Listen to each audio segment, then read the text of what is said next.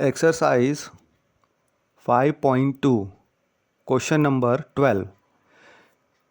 Two arithmetic progression have the same common difference. तो हमारे पास दो arithmetic progression है, उसके पास सेम कॉमन डिफरेंस है.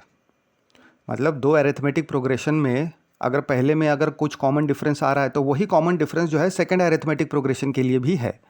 The difference between their 100 term is 100. तो पहला अगर अरिथमेटिक प्रोग्रेशन है उसका a 100 निकाल लेंगे, दूसरा अरिथमेटिक प्रोग्रेशन है उसका b 100 निकाल लेंगे और दोनों का डिफरेंस 100 दिया हुआ है.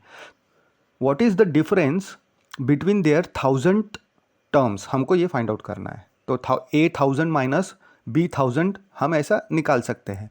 तो हमको क्या दिया हुआ है, डिफरेंस 1, मतलब पहले अरिथमेटिक प्रोग्रेशन का डिफरेंस जो है वही दूसरे अरिथमेटिक प्रोग्रेशन का डिफरेंस है. मतलब d1 is equal to d2 हम समझ सकते हैं, जहाँ पे d1 is the common difference of the first arithmetic progression और d2 जो है वो सेकेंड अरिथमेटिक प्रोग्रेशन का कॉमन डिफरेंस है. तो हम d1 and d2 respectively common differences ले लेंगे दोनों अरिथमेटिक प्रोग्रेशंस का. अब जो a 100 है, मतलब पहले अरिथमेटिक प्रोग्रेशन का अगर फर्स्ट टर्म a 100 है, दूसरे अरिथमेटिक प्रोग्रेशन का अगर फर्स्ट टर्म हम b 100 समझते हैं, तो दोनों का डिफरेंस कितना दिया हुआ है, क्वेश्चन में गिवन है 100. तो a 100 माइनस b 100 हमको अकॉर्डिंग टू द कंडीशन क्या दिया हुआ है, 100. तो ये हम लिख लेंगे जो हमको गिवन डेटा है. तो हमको क्या दिया हुआ है, a 100 minus b 100 is equal to 100. ये इसको हम इक्वेशन a बोल देंगे.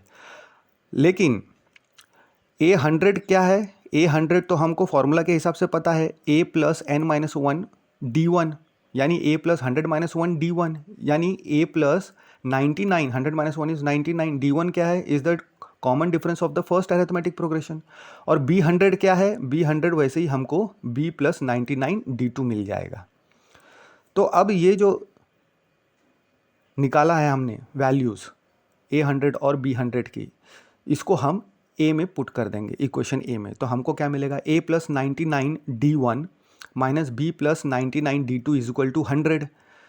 तो a plus 99 d1 minus b minus जो है साइन बदल देगा, ब्रैकेट खुलेगा तो minus into minus, minus into plus minus हो जाएगा, तो माइनस b माइनस 99 d2 हो जाएगा इज इक्वल टू 100. अब सिमिलर टर्म हम एक साथ ला लेंगे तो हमें क्या मिलेगा, a माइनस b बच जाएगा. क्यों, क्योंकि d1 और d2 तो सेम है. अब d1 और d2 सेम है तो 99 d2 का मतलब ही 99 d1 हो गया, तो दोनों कैंसिल हो जाएगा. तो हमको क्या मिल गया, a minus b is equal to 100, यानी पहले दोनों टर्म का डिफरेंस हमको 100 मिल गया a माइनस b. अब हम 1000 टर्म का डिफरेंस निकाल लेंगे. तो a 1000 इज इक्वल टू अगर पुट करते हैं a plus n minus 1 d1 is equal to 1000 minus 1 कितना हो जाएगा, 999 d1. और वैसे ही सेकेंड अरिथमेटिक प्रोग्रेशन के लिए b 1000 क्या हो जाएगा, b प्लस 999 d2. और दोनों का डिफरेंस अगर करते हैं तो हमको क्या मिल जाएगा, a plus 999 d1 minus b plus 999 d2. अब माइनस साइन अंदर जाएगा तो साइन बदल जाएगा. अब a माइनस b एक साथ आएगा, तो हमने अभी इक्वेशन 1 में इसकी वैल्यू निकाल रखी है. a माइनस b कितना निकाला है, 100. तो a माइनस b की वैल्यू हम 100 पुट कर देंगे. और हमको तो पता है कि d1 और d2 सेम है, तो d1 और d2 सेम होने के कारण 999 d1 is nothing but 999 d2, दोनों कैंसल आउट हो जाएगा. तो हमको a 1000 minus b 1000 is equal to again a minus b, यानी क्या हो गया, 100 हमने निकाला था पहले ही. देयरफॉर जो डिफरेंस है बिटवीन 1000 टर्म पहले अरिथमेटिक प्रोग्रेशन का और 1000 टर्म दूसरे अरिथमेटिक प्रोग्रेशन का, उसका हमको क्या मिला, 100. Exercise 5.2 question 13. How many 3 digit numbers, मतलब कितने 3 डिजिट वाले नंबर जो है वो डिविजिबल है बाई 7. 3 डिजिट नंबर मतलब 111, 112, मतलब 111, 112, 113, 100. 100 भी 3 डिजिट नंबर हो गया. तो ऐसे कितने 3 डिजिट नंबर, जैसे कि 999, 999 भी 3 डिजिट नंबर हो गया. तो ऐसे कितने ट्रिपल डिजिट नंबर जो है वो डिविजिबल है बाई 7. तो जो स्मॉलेस्ट 3 डिजिट नंबर है वो क्या हो जाएगा, जो स्मॉलेस्ट 3 डिजिट नंबर है 100 होता है, लेकिन क्या 100 डिविजिबल है क्या 7 से? नहीं। तो ऐसे चेक करेंगे, 101 डिविजिबल है क्या 7 से? नहीं। 102 है क्या? नहीं। तो हमको क्या मिल रहा है डिविजिबल? 105 मिल रहा है। तो smallest 3 digit number divisible by 7 हमको 105 मिल गया। वैसे ही largest 3 digit number divisible by 7 हमको an, अब वो कौन सा टर्म है वो हमको नहीं मालूम, तो वो 994 मिल गया। क्यों? क्योंकि 995 डिविजिबल नहीं है 7 से, 996 भी नहीं है, 997 भी नहीं है। ठीक है, तो अब हमको पता है कि डिविजिबल है क्योंकि 7 से, तो कॉमन डिफरेंस 7 ही होगा। अब हमारे पास इक्वेशन है an is equal to a plus n minus 1d, उसमें हम वैल्यू पुट कर देंगे an की। an क्या है? 994, a फर्स्ट टर्म हमारा 105, तो नंबर एक साथ ला लेंगे, तो 889 is equal to 7n minus 7 हमको मिल जाएगा। तो 889 नंबर एक साथ फिर ला लेंगे, तो -7 इस लेफ्ट हैंड साइड में जाएगा तो प्लस हो जाएगा, तो 896 मिल जाएगा इज इक्वल टू 7n। तो n is equal to divide करेंगे 7 से, तो 128 हमको n मिल रहा है। तो टोटल कितने 3 डिजिट नंबर है जो डिविजिबल है 7 से? 128 3 डिजिट नंबर है जो डिविजिबल है 7 से, वो हमने फाइंड आउट कर लिया। एक्सरसाइज 5.2 का क्वेश्चन नंबर 14 देखेंगे। हाउ मेनी मल्टीपल्स ऑफ 4 का मल्टीपल्स मतलब 4 का टेबल, 4 1 ज़ा 4, 4 2 ज़ा 8, तो 8 मल्टीपल हो गया, देन 12 मल्टीपल हो गया 4 का। तो हाउ मेनी मल्टीपल्स ऑफ 4 मतलब 4 का टेबल हम करते हैं, जो वैल्यू हमको आती है 4, 8, 12, 16, देन 20, 24, ये कितने मल्टीपल है 4 के जो 10 और 250 के बीच में लाई करते हैं। तो 10 और 250 के बीच में, मानिए हमको 10 को छोड़ देना है, 250 को छोड़ देना है, तो क्या 11 मल्टीपल है क्या 4 से? 4 से डिवाइड होता है क्या 11? नहीं होता है। 12 होता है, हाँ, तो 12 हमारा ये स्मॉलेस्ट मल्टीपल मिल गया। अब 250 डिवाइड होता है क्या 4 से? नहीं होता है। 249 होता है क्या? नहीं होता है। नहीं, 250 हमको कंसिडर ही नहीं करना है, 250 को हमको इंक्लूड नहीं करना है। क्यों? क्योंकि हमको बिटवीन 10 एंड 250 चाहिए। तो 249 होता है क्या डिवाइड 4 से? नहीं होता है। 248 होता है क्या? हाँ, होता है। तो हमको लार्जेस्ट मल्टीपल ऑफ 4 मिल गया 10 एंड 50, 250 के बीच का, दैट इज़ 248। और डिफरेंस, क्योंकि मल्टीपल ऑफ 4 बोल रहा है तो डिफरेंस 4 ही रहेगा। तो अब हमको इक्वेशन पता है an is equal to a plus n minus 1d, उसमें an की वैल्यू हमको मिल गई 248, a हमको 12 मिल गया, डिफरेंस हमको 4 मिल गया, तो हमने वैल्यू पुट कर दिए। Therefore 236 is equal to 4n minus 4 हमको ये मिलेगा। तो नंबर एक साइड ला लेंगे, -4 इस लेफ्ट साइड जाएगा तो +4 हो जाएगा। तो 4n इज इक्वल टू 240 मिला हमको, यानी n इज इक्वल टू 240/4 यानी 60 हमको मिल गया।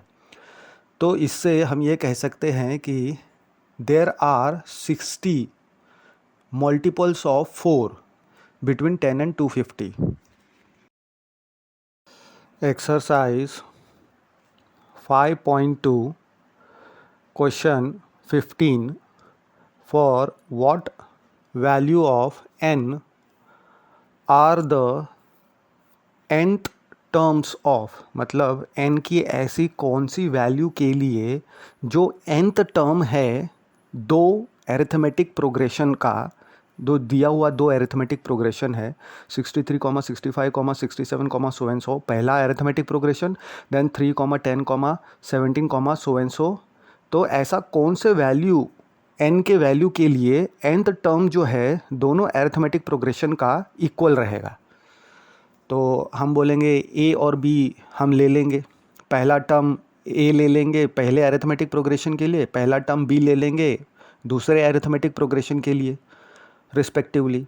फिर उसके बाद डिफरेंस जो रहेगा पहले एरिथमेटिक प्रोग्रेशन के लिए डिफरेंस को हम d1 से डिनोट कर देते हैं और d2 से हम दूसरे एरिथमेटिक प्रोग्रेशन के कॉमन डिफरेंस को डिनोट कर देते हैं। अब a इज इक्वल टू 63 हो गया पहले के लिए, डिफरेंस हमको मिल जाएगा d1 पहले एरिथमेटिक प्रोग्रेशन के लिए, 65 माइनस 63 इज इक्वल टू 2, कोई भी दो कंसेक्यूटिव नंबर का डिफरेंस लेंगे तो 2 ही आएगा। ऑल्सो सेकेंड एरिथमेटिक प्रोग्रेशन के लिए हमारा पहला टर्म क्या है b इज इक्वल टू 3, क्योंकि b से हमने डिनोट किया है, एंड d2 मिल जाएगा 10 माइनस 3 इज इक्वल टू 7। तब अब हमारे पास कंडीशन क्या दिया हुआ है कि a n is equal to b n, हमको ऐसा न टर्म चाहिए जिसके लिए ए एन और बी एन इक्वल हो जाए। अब ए एन और बी एन का हमारे पास फॉर्मूला पता है हमको, a plus n minus one into d, तो वैल्यू पुट कर देंगे ए एन के लिए और वैल्यू पुट कर देंगे हम बी एन के लिए दूसरे अरिथमेटिक प्रोग्रेशन के लिए। तो हमको क्या मिलेगा, 63 plus n minus one into two is equal to 3 plus n minus one into 7। तो अब इसको हम सॉल्व कर लेंगे, नंबर एक साइड ला लेंगे, n minus one into two यानी 2n माइनस टू हो जाएगा, यहाँ पे 7n माइनस 7 हो जाएगा राइट हैंड साइड में। तो 61 plus 2n is equal to 3 plus 7n minus 7 हो गया। तो अब नंबर एक साथ लाएंगे तो और वेरिएबल एक साथ, तो हमको 5n इज इक्वल टू 65 मिलेगा, यानी n इज इक्वल टू 65/5 यानी n इज इक्वल टू 13 मिल जाएगा। तो n अगर 13 होता है तो nth टर्म दोनों AP का अगर हम लेंगे यानी AN एंड BN इक्वल हो जाएगा। Exercise 5.2 question 16, determine the arithmetic progression. तो अब हमको अरिथमेटिक प्रोग्रेशन डिटरमाइन करना है, निकालना है। हुज थर्ड टर्म इज 16 यानी A3 हमको 16 दिया हुआ है, and the seventh term exceeds the fifth term, मतलब सातवां टर्म जो है वो बड़ा है फिफ्थ टर्म से, कितने से, 12 से। मतलब फिफ्थ टर्म में अगर 12 ऐड करेंगे तो हमको सातवां टर्म मिल जाएगा। और हमको क्या दिया है क्वेश्चन में, third term A3 is equal to 16 दिया हुआ है। तो जो दिया हुआ है वो लिख लेंगे हम। तो हमने लिख लिया, तो A3 इज इक्वल टू 16 मिल गया। और A7 में अगर A5 माइनस किया तो हमको 12 मिल जाएगा। क्यों, क्योंकि A5 अगर राइट हैंड साइड जाएगा तो प्लस हो जाएगा 12 में, तो A5 में 12 ऐड हो जाता है तो A7 मिलता है। तो हम इसे लिख सकते हैं कि difference of A7 and A5 is equal to 12। तो अब हमको फॉर्मूला पता है AN is equal to A plus n minus one into d. तो N इज इक्वल टू 3 के लिए A में वैल्यू पुट करते हैं तो हमको क्या मिलता है, 16 is equal to A plus 2D। तो A plus 2D is equal to 16, ये हमारा पहला इक्वेशन हो गया। अब हमको A5 एंड A7 इसकी वैल्यू हमको लेना है। तो हमको क्या मिल जाएगा, A7 minus A5 is equal to 12।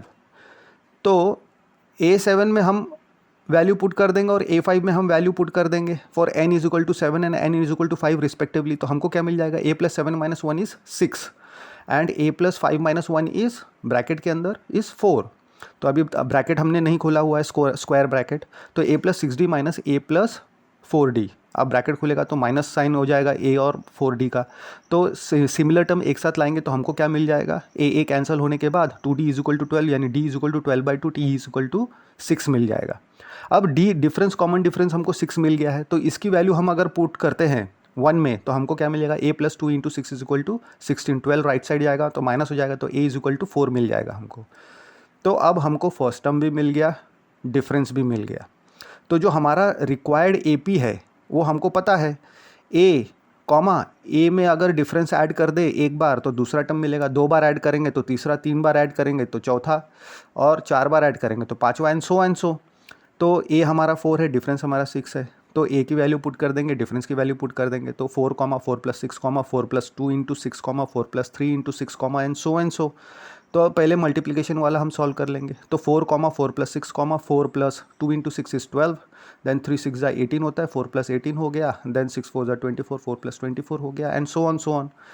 अब हम ऐड कर देंगे तो 4, 10, 16, 22, 28, 34, 40, एंड सो, ये हमारा रिक्वायर्ड AP मिल गया।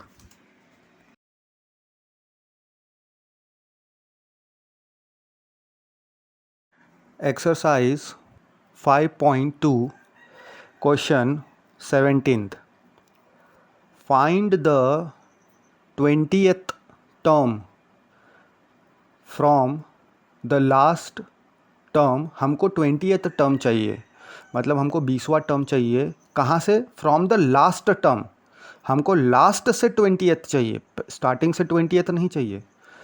और AP हमको दिया हुआ है 3, 8, 13, so and so up to 253। तो हमको 253 पहला टर्म हो जाएगा, लास्ट टर्म है क्योंकि लास्ट से हमको क्या चाहिए, 20th चाहिए। तो लास्ट से 20th चाहिए, तो सबसे पहले हम रिवर्स ऑर्डर में AP लिख लेंगे। तो 253 को हम अब पहला बना लेंगे, तो 253, सो एंड सो, 13, 8, 3, ये हमारा रिवर्स में AP हो गया। अब इसको हम AP कंसिडर करके हमारा a इज इक्वल टू हम 253 ले लेंगे, डिफरेंस फाइंड आउट कर लेंगे। डिफरेंस तो कोई भी कंजिक्यूटिव टर्म का डिफरेंस हो जाता है। कंजिक्यूटिव 2 टर्म्स का अगर हम माइनस करेंगे तो डिफरेंस मिल जाएगा, 8 - 13 इज इक्वल टू -5 मिल जाएगा। क्यों? क्योंकि जो अभी रिवर्स करने के बाद नंबर जो है डिक्रीजिंग ऑर्डर में है, तो हमको फॉर्मूला पता है an is equal to a plus n - 1 into d. तो 20 के लिए n की वैल्यू 20 डालेंगे तो a20 is equal to a plus 19d हमको मिल जाएगा सॉल्व करने के बाद। तो a20 is equal to n के जगह 20 डाले हैं तो 253 प्लस 19 इंटू -5 एंड 19 5 95 हो जाएगा, तो -95 हो जाएगा क्योंकि a की 253 वैल्यू है, d की -5 है, पुट कर दी हमने। तो a20 हमको क्या मिलेगा, 253 माइनस 95 इज 158, तो a20 हमको 158 मिल गया। तो यानी हमारा 28 term from the last term हमको क्या मिल गया, 158। रिवर्स करना पड़ा इसके लिए अरिथमेटिक प्रोग्रेशन को।